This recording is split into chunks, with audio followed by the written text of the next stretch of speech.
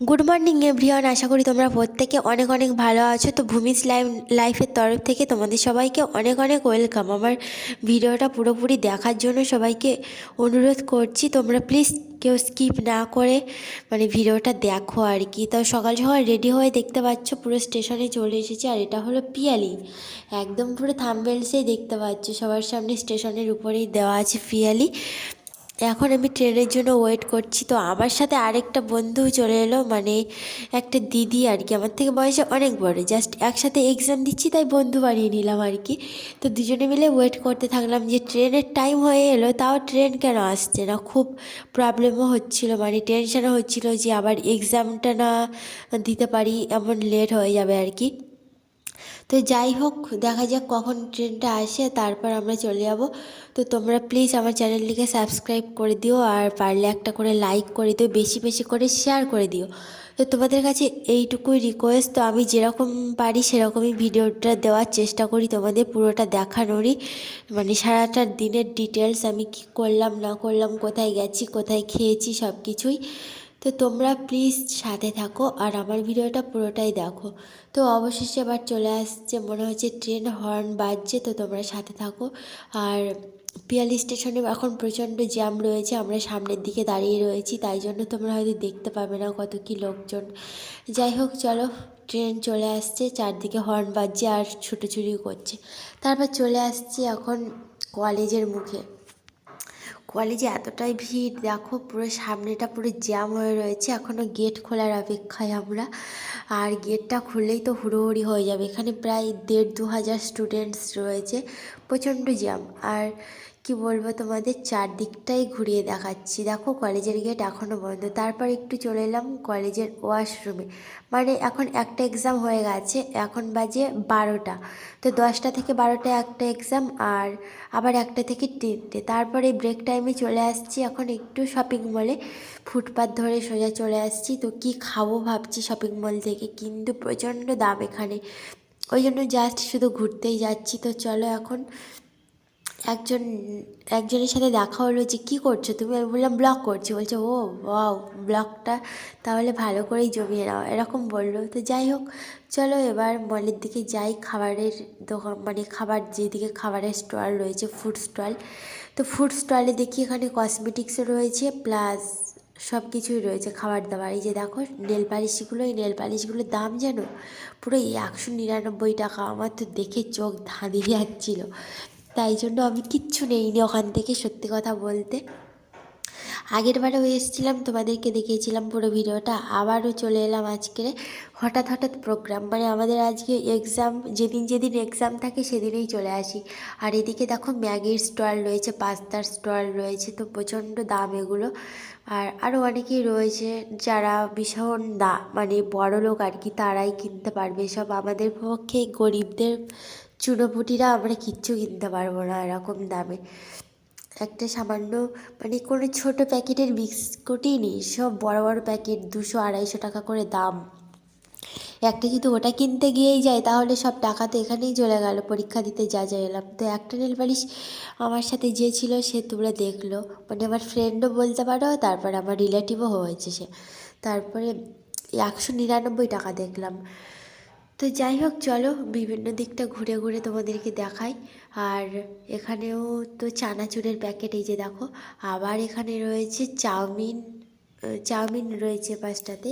আর কি বলবো তোমাদের, কিছু বলার নেই, শুধু ঘুরে ঘুরেই দেখাই কাজ আর কি। এই যে পাস্তার প্যাকেটগুলো আমরা সব কিছু নেড়ে চেড়ে দেখতে শুরু করলাম, কারণ আমাদের কাছে টাকাটা খুবই কম ছিল। তারপরে গরিব সংসারে টাকা তো মানেই ফাঁকা। তো কিছু টাকা ব্যয় করলেই তো এখানেই সব শেষ হয়ে যাবে, লাস্টে বাড়ি যাওয়ার আর খরচই হবে না। ওই চারদিকে খুব সুন্দর সুন্দর স্টল রয়েছে, আমার দেখে খুব পছন্দ হচ্ছিলো, ভাবছিলাম একটা রিল করব, কিন্তু রিলস আর কী করে করি, তোমাদেরকে ব্লগটাই শেয়ার করতে করতে টাইমটাই চলে যাচ্ছে। তো আমরা ম্যাগি নেবো বলে, আমার সাথে আমার ফ্রেন্ড ও নেবে বলে ঘুরঘুর করছিল, কিন্তু প্রচণ্ড দাম দেখে আমরা চলে যাচ্ছি জাস্ট। আর সহ্য করা যাচ্ছে না এতটা দামে। আর ওদিকটাতে গিয়ে দেখি, ঘুরে আসি কেমন কি। এখানে সব কিছুই রয়েছে। আবার এখানে দেখো পিঠের সাবান, যেগুলো সাবান দিয়ে ডলা হয়, স্পিড ডলা না কি একটা বলে, সে ভুলে যাচ্ছি। এগুলোও রয়েছে প্রায় 199 টাকা। তোমরা ভাবতে পারছো কী দাম শপিং মলে। ওইগুলো দেখো ফুটপাথ থেকে কত কম দামে পাওয়া যায়, বা এমনি দোকান থেকে, কসমেটিক্স দোকান থেকে কত কম দামে পাওয়া যায়। কিন্তু এখানে দেখছি সোনার দাম, বাবা সোনার দাম মনে হয় এর থেকে ভালোই রয়েছে।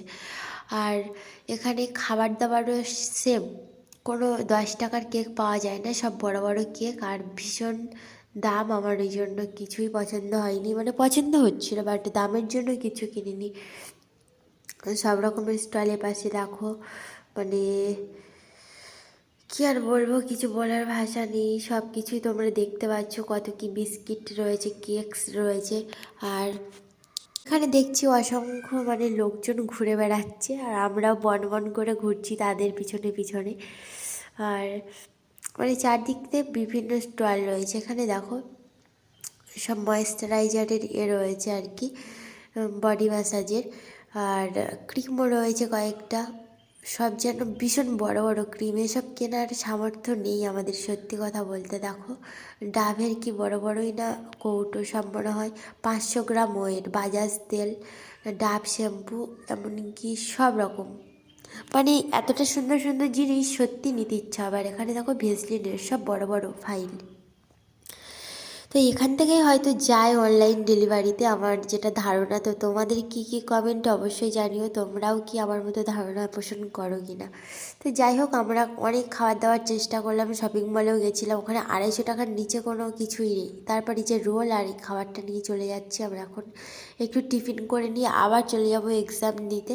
তো চলো এখন খাওয়া দাওয়া কমপ্লিট করে এক্সাম দিতে চলে যাই। তো ফাইনালি বন্ধুরা চলে এলাম বাড়িতে। আর এখন হচ্ছে বাজার থেকে নিয়ে এসছে ফুচকা, আরও বাজারও নিয়ে এসছে মাছ সবজি।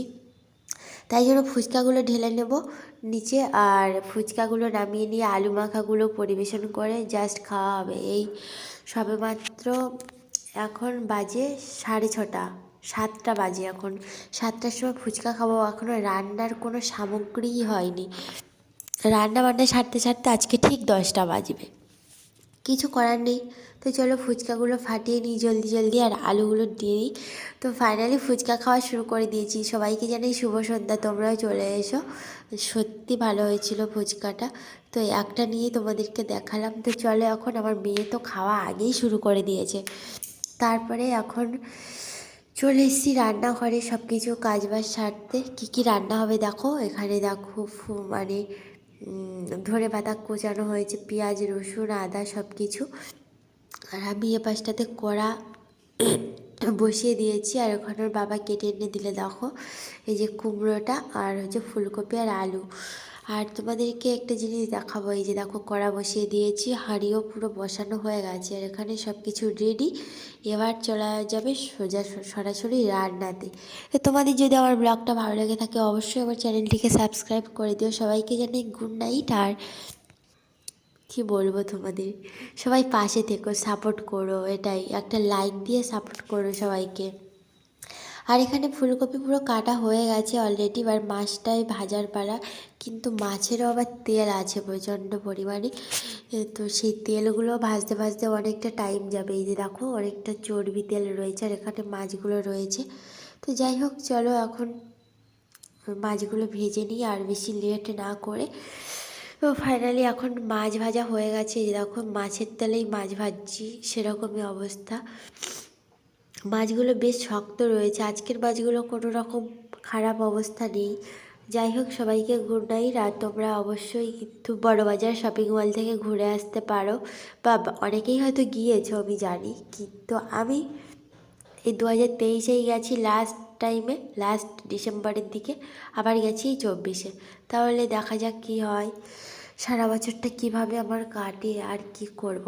আর এখানে ফাইনালি রান্নাও হয়ে গেছে, দেখো ধনেপাতা দিয়ে তেলটা ভেজে নিয়েছি, আর এখানে কুমড়ো ভেজেছি আমার মেয়ের জন্য স্পেশাল রান্নার, কড়াইতে তরকারি চলছে। তো আজকের মতো টাটা, গুড নাইট।